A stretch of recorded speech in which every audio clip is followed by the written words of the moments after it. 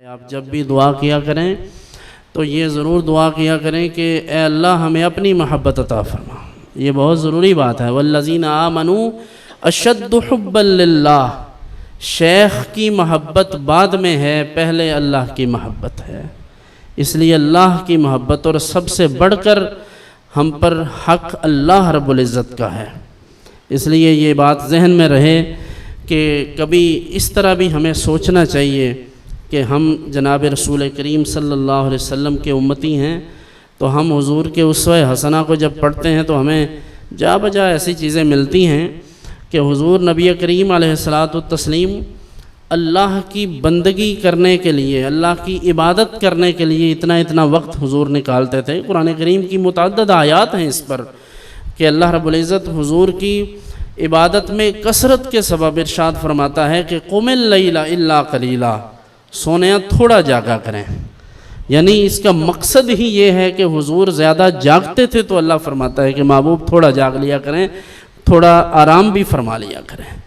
تو ہم کبھی اس اینگل سے بھی دیکھیں کہ ہم اللہ کے بندے ہیں، اور جناب رسول کریم صلی اللہ علیہ وسلم نے ہمیں جو تعلیم ارشاد فرمائی ہے اس میں یہ چیز ہمیں ملتی ہے کہ ہم بھی اللہ کی محبت میں جاگا کریں۔ یعنی ہم اللہ کی عبادت کریں، بھلے 2 نفل پڑھ لیں، 4 پڑھ لیں، 6 پڑھ لیں، لیکن اس کی محبت میں جاگ کر دیکھیں تو صحیح۔ کبھی اس طرف بھی تو دھیان کریں کہ ضروری تو نہیں ہے کہ طبیعت خراب ہو گئی یا کاروبار بند ہوگا پھر ہی اللہ کو یاد کرنا ہے۔ جب آپ بغیر کاروبار خراب ہوئے، بغیر طبیعت خراب ہوئے، بغیر مشکل کے بھی اللہ کو یاد کریں گے تو جب مشکل آئے گی تو اللہ کی مہربانیاں اتنی زیادہ ہوں گی کہ وہ مشکل نہیں لگے گی۔ بلکہ جو اللہ کے نیک بندے ہیں، اللہ کے ولی ہیں، پھر اس سے آگے انبیاء کرام ہیں، ان کی زندگیوں کو تو ہم دیکھیں تو مشکلات سے بھری پڑی ہیں۔ یہ صرف ایک وہ پنجابی میں جسے کہتے ہیں اولا، ایک وہ اولا رکھا ہوا ہے اللہ نے، تو یہ ایک وہ حجاب ہے کہ ہمیں لگتا ہے کہ اس کی زندگی بڑی آسان ہے، یہ بہت اچھا ہے، یہ بڑا ٹینشن فری رہتا ہے۔ ایسا نہیں ہے، وہ آپ کو لگتا ہے کہ ٹینشن فری ہے، لیکن اس کے دل میں جو آگ لگی ہے وہ تو آپ نہیں جانتے۔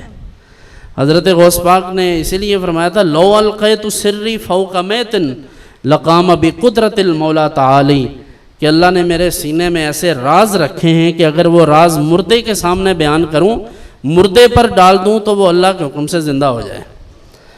تو اس لیے یہ اللہ کی حکمتیں ہیں، اس نے ایک حجاب رکھ کر مخلوق کو چلایا ہوا ہے۔ تو اللہ کے نیک بندے سب سے زیادہ مشکلات میں ہوتے ہیں۔ ہم کیسے کہہ سکتے ہیں کہ مشکلات نہیں آئیں گی؟ مشکلات آئیں گی، لیکن مشکلیں اتنی پڑی کہ آسان ہو گئی، پھر وہ ساری کی ساری آسان ہو جائیں گی اگر دھیان اللہ کی طرف ہوگا۔